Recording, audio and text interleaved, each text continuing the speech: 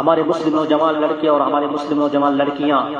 سیارہ فلم دیکھنے چلے جاتے ہیں، تو دوستو سیارہ ایک مووی نہیں بلکہ ایک وائرس ہے جو لوگوں کے دلوں میں گھس کر ان کے زندگی کو تباہ کر رہے ہیں۔ جو انسان مسجد میں 5 منٹ حدیث سننا پسند نہیں کر رہا ہے،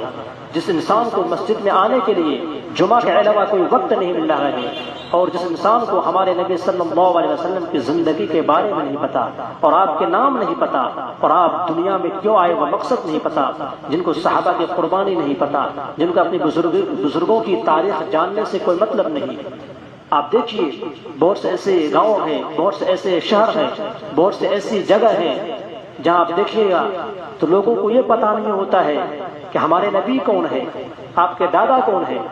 آپ کا خاندان کون ہے، آپ کا گھرانہ کون ہے، اور آپ دنیا میں کیوں آئے۔ لیکن ان کو یہ ضرور پتہ ہوتا ہے کہ کون سی مووی کب آئے گی، کتنا کمائے گی، اور کن کن شہروں میں ریلیز ہوگی۔ ڈرامے بازی میں ہمارے آنسو تو نکل جاتے ہیں، لیکن آپ کی قربانی پہ نہیں، صحاباؤں کی قربانی پہ نہیں، اور اپنی بزرگوں کی تاریخ پہ نہیں۔ آج کے نوجوانوں نے